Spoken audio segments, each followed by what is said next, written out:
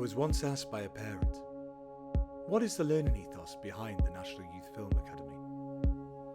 This question took me back to when I was sat on a train in the spring of 2009, and I heard something that instantly resonated with me. I wish I'd let my kids fail more. And I'm sure a lot of parents can relate to this. We tend to protect our kids from failure and disappointment, and it all starts with the small things.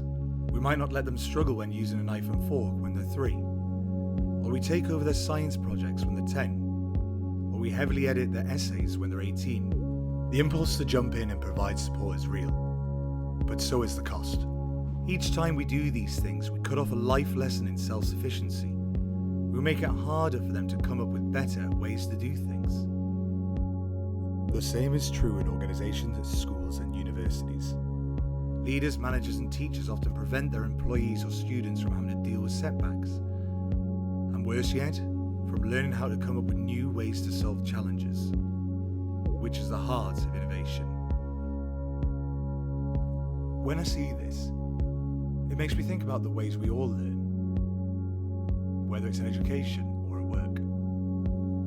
The current world we live in is about getting results now, which means learners and employees are often told how to perform tasks rather than allowing them to fail and learn for themselves. They struggle to take risks when it comes to being bold or decisive in the workplace or on set, especially when it comes to support and innovation. And they surrender at the first hurdle and look for excuses to why they've not achieved what they set out to do. And it's not their fault. It's because they've been taught how to do things through set structures and formulas. There is no textbook or set of rules in the world that can teach you how to have a happy and successful career. The secret to success is the confidence to fail. The confidence to master whatever it takes to be able to achieve your goals and to never surrender along the way. Building a successful career, you're going to have to take some risks. You're going to take some heavy blows to your ego. However, remember, you can't innovate unless you're willing to fail.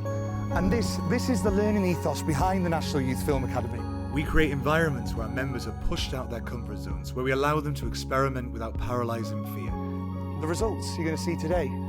We bring together young filmmakers and actors to write, produce and shoot their own short film. Some of the films today are from members who have never worked on a set before, and all of the films will vary in quality. Which is fine, because it's not about the quality of the film you're seeing today.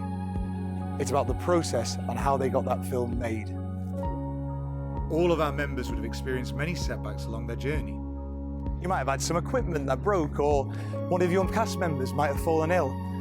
But it doesn't matter, because you've got there in the end and you've got your film made. So, what have the National Youth Film Academy done to help you become more comfortable with failure? With very limited resource, we've put you in a group with complete strangers and you've had to make a short film. Now, we've purposely not held your hand tight. Why? Because it means you've had to innovate. You've had to come up with your own plan B, and you still got your film made.